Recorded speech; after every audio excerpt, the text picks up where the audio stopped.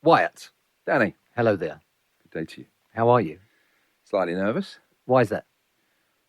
Well, when you're planning a 190-mile bike ride, you do wonder what you're taking on, especially when you're doing it on your own, effectively. Okay. So, for the benefit of our viewers, why don't you tell us what you're doing and why? Well, in short, I'm doing a 190-mile bike ride from London, our studios in central London, to Treco Bay in South Wales for the start of Planet Rockstock in around 16 hours for Calm. And to give it a little bit of context, if, for example, the London to Download bike ride, which goes in June, is 155 miles-ish in 3 days, this is going to be 190 miles in around 16 hours overnight in December. So it's going to be challenging, to say the least. Okay. So, my second question is, are you insane? Well, the more I think about it, you would have to probably lean on the side of absolutely, because it's one thing doing a bike ride it's one thing doing a long bike ride full stop. Doing it in summer, you're going to get warm summer days often, and even the temperatures at night are going to be mild. But this is going to be in the second week of December, where there could potentially be snow and ice, and it's going to all be at night as well.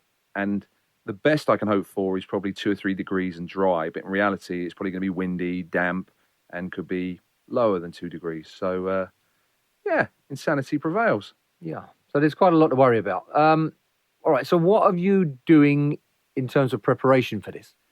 Well, I'm just getting over a sort of long-term knee tendon injury. So the preparation is kind of gym work and getting my knee up to speed and physio.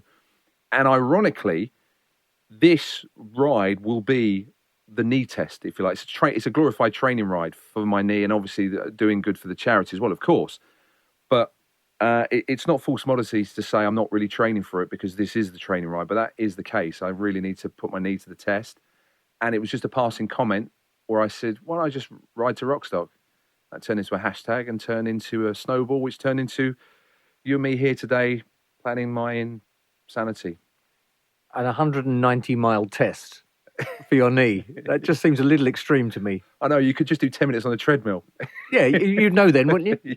You probably would. But it just seemed like a ridiculous thing to do, and it just appealed. It's like, that's a crazy idea. Great, I'm on it. Okay. All right. So, who will benefit? It's Calm. It's a cliche when you're struggling on these rides, but you think about the greater good you're doing. So that will supersede the feelings of wanting to go to bed at 3 o'clock in the morning when I'm going past these nice, quaint little cottages in Wales, and being the nosy voyeur I am, I'm looking and thinking, oh, they've furnished their bedroom nice. I'm thinking, wonder if I could just squat in there for a couple of hours. But that's the thing on this, that I'm not going to have time. There's no hotel stops. There's no power naps. It is effectively, apart from a few power food stops and a few pee breaks, comfort breaks, as they say in the cycling world, that's it. It's just going to power on through. And because of the weather, I won't be able to stop, because my body temperature will drop so quick, I'll probably just freeze and start shivering. So it is going to be a serious challenge. Right. Okay. So can people join in with you? Can they raise money? Can they donate? Can they come along and join you on the ride? Yeah, they can do. What I've done is the route has been published, so you can see it as like a tracker. You can see exactly turn by turn where I'm going to go. I've also published a loose timetable as well, so you can see roughly where I'm going to be at what time, from the likes of the Hammersmith flyover through Reading, Swindon, and the A48 and the Severn Bridge. And if people want to meet me along the way and throw pick and mix at me or money for the charity, they can. If they want to join me for parts of the ride, I don't think I'm going to get too many offers to join me at sort of 3:30 a.m. at the Severn Bridge crossing. But, Dan, if you want to pop along, feel.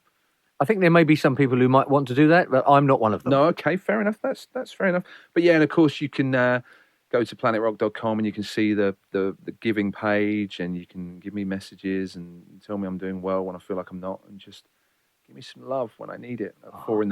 and my knee's hanging off. Bless him. Bless him. Okay, so my last question is, do you think you're going to be in need of mental health help after this? Oh, absolutely. I mean, yeah.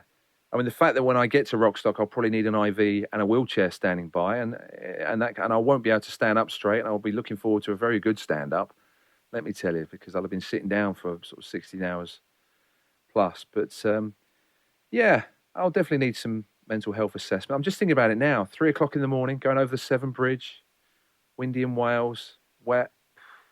What am I doing? Yeah, I think a lot of people will be thinking that very thing. So good luck with the ride, and I hope you have a great time doing it. I hope you have a very nice time once you get to Rockstock in your wheelchair, being moved from band to band while they perform. Hopefully breathing unaided. Good luck. Cheers.